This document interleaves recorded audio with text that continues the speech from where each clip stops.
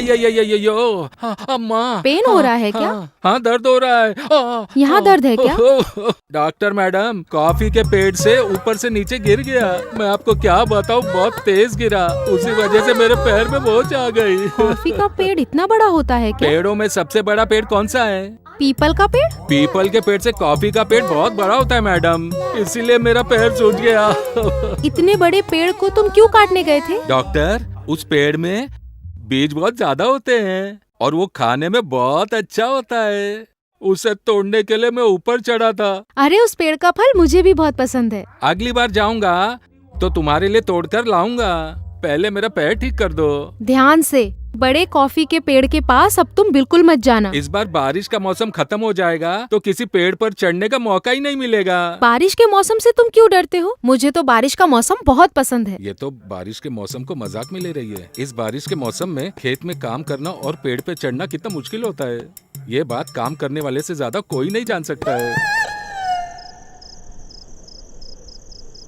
क्या बात है, इस डंडी से मेरे लिए आई लव यू लिख रही हो क्या?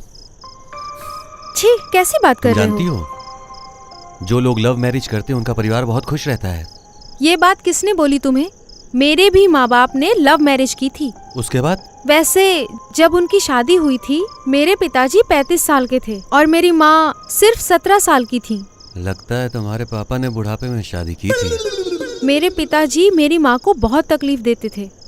मेरी माँ डे शिफ्ट में ड्यूटी करती थी और पापा नाइट शिफ्ट में ड्यूटी करते थे। बैटिंग के लिए बॉल मिला ही नहीं, ऐसा बोलो ना। 2 महीने में एक बार भी बॉल को मारा ही नहीं तो खेल में कुछ मजा नहीं आएगा, ऐसा तुम्हारे माँ बाप को सोचना चाहिए था। वो लोग शादी से पहले 3 महीने साथ में ही रहे थे। अच्छा, बैटिंग पावर प्ले में मिसअंडरस्टैंडिंग शुरू हो गई क्या?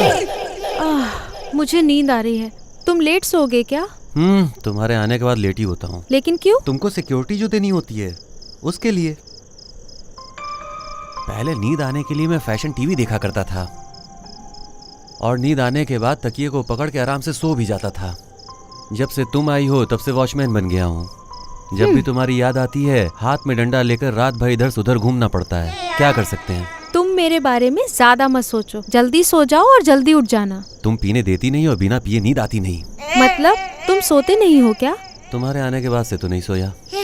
ऐसा रोज करोगे तो तुम्हारी सेहत खराब हो जाएगी। जाकर सो जाओ। Good night.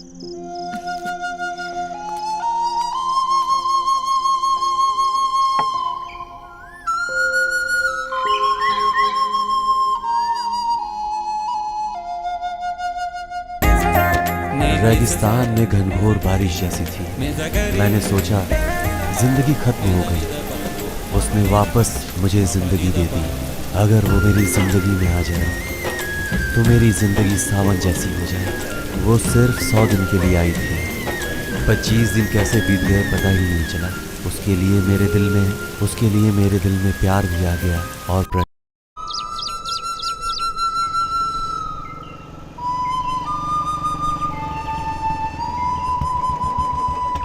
ओह, आपको योगा करने जैसी बुरी आदत भी है क्या? मैं डॉक्टर हूँ ना, इसलिए सब कुछ सीखा है मैंने। ऊपर से मैं आश्रम के बच्चों को योगा भी सिखाती हूँ। तुम्हें भी योगा करना चाहिए, कम से कम तुम्हारा सुस्तीपन तो दूर हो जाएगा। डॉक्टर लड़कियों को सुस्त रहने वाले लड़के बहुत पसंद होते हैं। आज सुबह ही ऐसा टीवी में बता रहा था ज्योतिष। इसी वजह से तो मैं सुस्त बनकर रह जाता हूँ। ये योगा मेरे बस की बात नहीं है। तुम ही कर लो ये सब। ऐसा कुछ नहीं है, तुम भी सीख सकते हो। मैंने भी शिल्पा शेट्टी की सीडी खरीदकर योगा करने की कोशिश की थी। बोर हो गया मैं, छोड़ दिया मैंने। अगर मन से करोगे तो कभी बोर नहीं होगे। लड़कियों से दोस्ती और योगासन कोई मन से करता भी है क्या? हर आसन को तकलीफ उठाकर ही करना पड़ता है। हाँ, उनमें से एक आसन है जो हम आराम से कर सकते हैं बिना तकलीफ उठाए। कौन सा है वो? शव आसन। किसने बोला है तुमको? सच बोलूं तो सारे आसन तकलीफ वाले आसन होते हैं।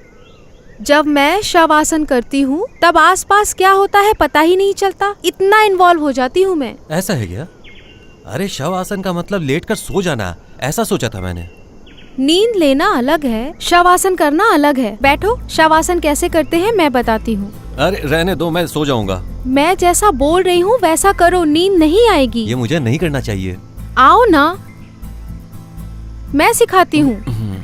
नहीं बोलने पर भी ये लगता है मुझे छोड़ने वाली नहीं है। बैठ जाओ।